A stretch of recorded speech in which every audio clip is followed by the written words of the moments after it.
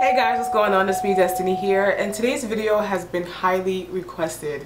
Ever since on Instagram I posted that I received the CoverGirl 3-in-1 foundation, and I also received the Revlon Barely There. Well, not received, I purchased them. Ever since I hauled them and posted the photos on Instagram, I have been getting lots of requests to do a review. So what I decided to do was do like a little bit of a foundation showdown. Now I was able to wear both of these foundations, wore them throughout the day, kind of get my feel for how they work. So now what I want to do is kind of apply them, tell you what I think of them, and also kind of show you the color differences. Alright, so the first one I'll be starting with is the CoverGirl, and this is their 3-in-1 foundation. It is a foundation, a concealer, and primer, high coverage, and the color is 875 Soft Sable. These do actually have an SPF of 20. I do not believe that it is a physical blocker, which would be titanium dioxide, so this is actually something great for photographs. And it also says it's shine free, but does not say that it is oil free. So we're going to go ahead and show you how it looks on my skin. In MAC, I think I'm like an NW47. I get a lot of that question. I know MAC is a really popular foundation.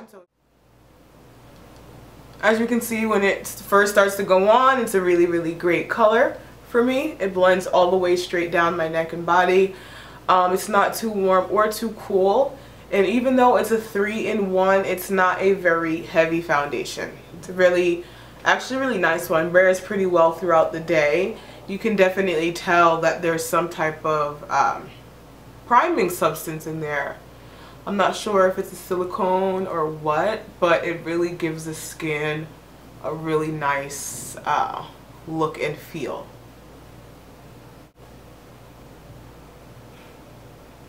Now it is a shine-free foundation, but it definitely is not matte. It's kind of like a velvet finish.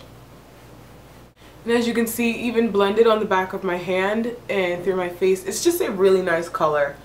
I was really pleasantly surprised when I purchased this, because usually I'm not really a big fan of CoverGirl foundations. They're just not my favorite of drugstore, but this is definitely one of my favorite CoverGirl foundations. Okay, so that's basically one coat. I can definitely build on the coverage, and I see some areas that are not covered. But it's a really good coverage. Like I said, it wears really well. You do have to set this foundation with a powder. If you have drier skin, you can definitely use a setting spray, because it is a long wearing foundation and does have a nice wear to it, and just a really nice feel. Okay, so I'm gonna move on from here.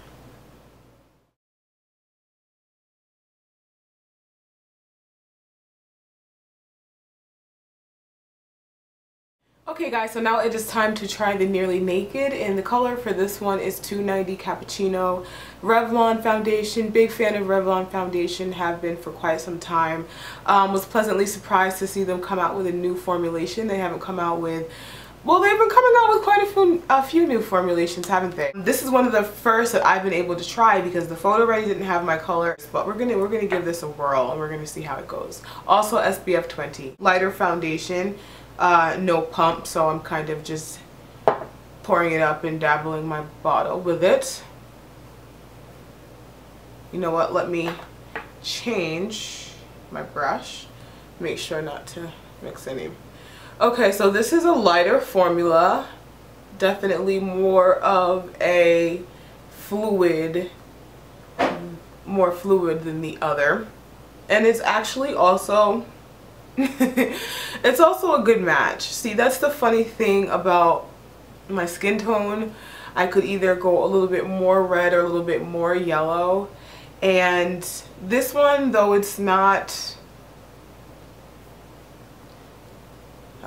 this is more of a coral, and so that's kind of what's helping it to go in with my skin a little bit more, whereas the CoverGirl foundation was more of a warm brown, which was kind of more matching it in here.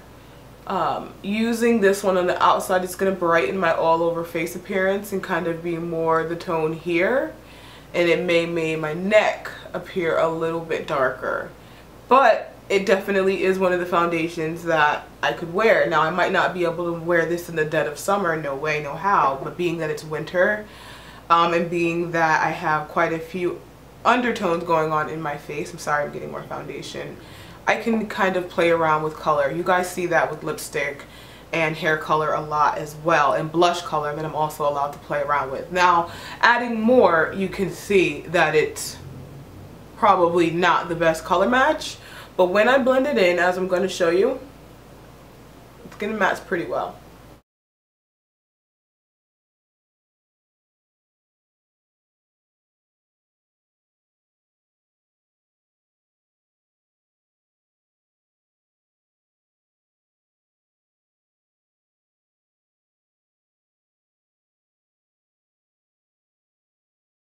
As you can see, the foundation definitely brightened my complexion a little bit overall, definitely gave it a little bit more warmth. This is the type of foundation that I would use a good dosing of bronzer with on the outsides of my face to kind of bring the temperature of it back down. I don't want my face to appear to be too bright or too discolored, but to be honest with you, you know, you could do a lot worse than this. If you're in my color range and you would like to try this, keep in mind it probably won't be your best foundation, and once you get a little warm, a little bit deeper in the summer, you probably won't be able to wear it. Foundation formula is great. It is light and liquidy. It builds really well. It's a really light finish. I want to go over this foundation with a sponge, definitely, to blend it in more, but in all, I really like this foundation. Okay, I'm going to do the split screen so you can see the color comparison. Okay, so this formula definitely wanted me to go in with a sponge and just to kind of blend everything out a bit more.